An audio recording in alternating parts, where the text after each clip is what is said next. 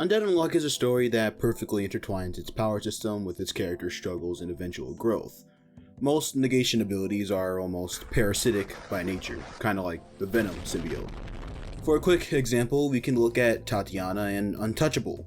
Mechanically, Untouchable is one of the strongest negation abilities out there, but at the same time, her awakening not only killed her parents, but her ability also deems her to a life of solitude, unable to make contact with anyone and unable to simply exist outside of a steel ball without putting everyone around her in danger.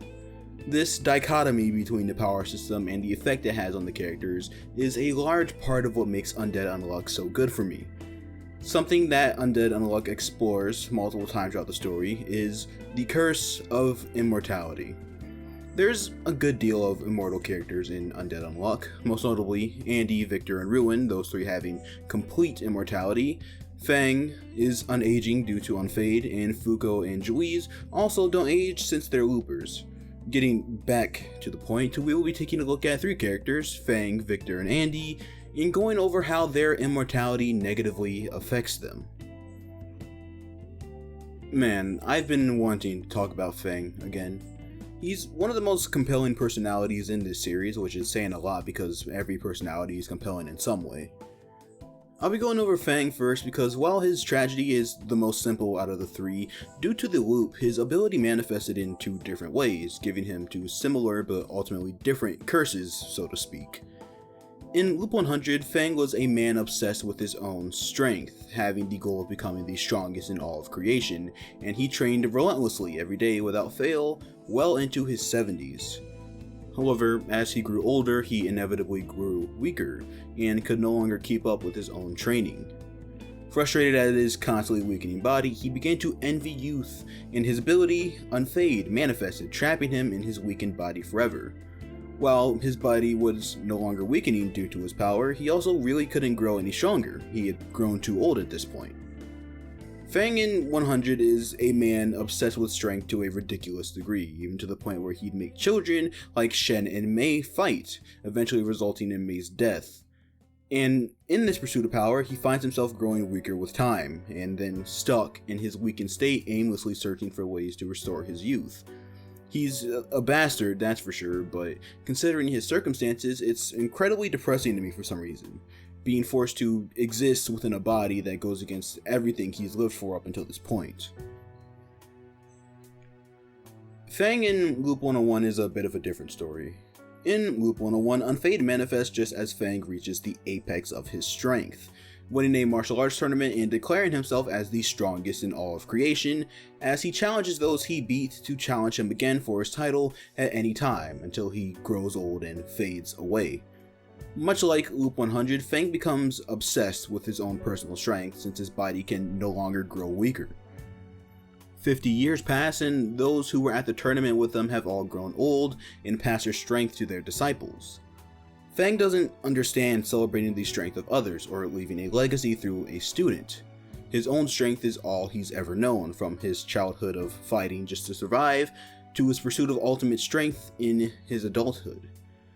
So to see those he once saw as competitors fade away and pass their strength on made him feel like they were leaving him behind, all by himself. Fang is an extremely interesting character to me. I think he's the most entertaining character in Undead Unluck, and again, that's saying a whole lot.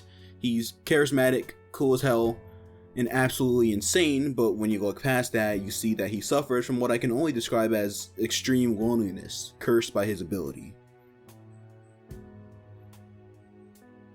Victor is probably the most depressing character in Undead Unluck when you look at him for more than 2 seconds. It's either him or Andy, and thus Undead is the most depressing ability in Undead Unluck. It's caused literal hundreds of billions of years worth of suffering. Undead first manifested for Victor after Juiz accidentally used her newly manifested Injustice on him. At the time, they were becoming the first loopers, but since only one person can ride Arc into the new world, one of them would have to die in between loops. Victor states that he'll be the one to die and that he'll find Juiz after the loop, his vision of justice. Unknowingly, Injustice activates, and Undead manifests in Victor. From then on, Victor would go through 99 loops with Juiz as they constantly gained new allies and had to say goodbye to them over and over again, fighting God and being hurled into space, and waiting another 4 billion years for the world to reform. Juiz would be sent to a time where Earth was habitable, but Victor had to wait out those billions of years every single time, by himself, with only the guarantee of seeing Juiz again to comfort him. Each failed loop took its toll on Juiz, and Victor hated to see what it was doing to her. And after approximately 455.4 billion years, Victor decided that it was time to call it quits. Juiz was putting herself through an unimaginable amount of pain, also Victor could finally die. But by then, all Victor wanted was Juiz to stop suffering for his sake. His immortality made it so that he had to watch the woman he loved push herself to the brink over and over again.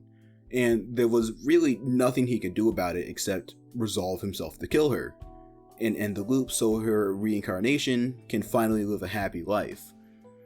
However, upon attempting to kill Juiz, he was hit by injustice and had his memories forcibly reset by Remember. For a character with as little screen time as Victor, his story and suffering are portrayed to us readers extremely well. His story is heart-shattering in tandem with Juiz's, and he holds a lot of my favorite moments in the series. Andy's life has been tragic from the very beginning, and that's because he didn't really have one. You see, after Juiz reset Victor's memories, he created an alter ego in order to bypass Remember's effects, thus creating Andy. Andy's first memory is of him coming out of the grave. Andy, being an offshoot of Victor, had absolutely nothing to his name after waking up.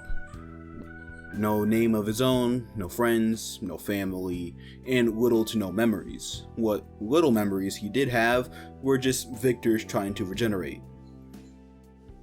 Only having the mistaken knowledge of dying in war, Andy placed himself on the battlefield, hoping he could find something, any bit of information about himself, all to no avail. What he did discover is that he couldn't die. Across the 200 years that he had lived by the beginning of the series, he met and fought alongside many people, and couldn't help but feel guilty that they were going out there and risking their lives, while he would always have to outlive them. And even when it comes to those who didn't die, he watched them grow old and eventually pass, while he always remained the same no matter what. He was left all alone, without even the promise of death to comfort him. His life eventually led him to the Union, where Nico experimented on him and confirmed the severity of his immortality, so he simply stopped caring about life itself and spent his days dying just so he could feel something. Underneath his goofy, reckless, and confident shell is a man plagued by tremendous amounts of guilt and loneliness, all with nothing in his life that he can truly call his own.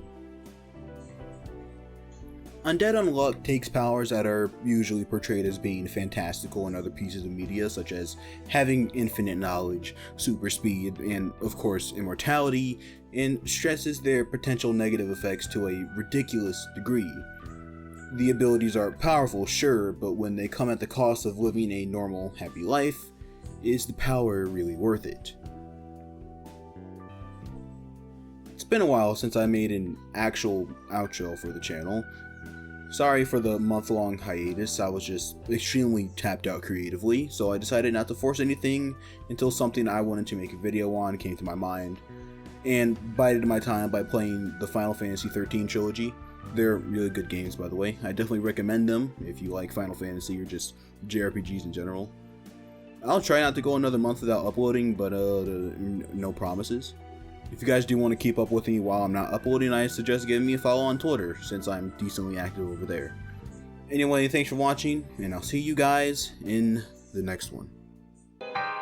Lately I'm feeling so cool. Yeah, come and get a taste of the hip soul food. Spice up the animal with neo haiku. While soul goes to school, way slash kung fu.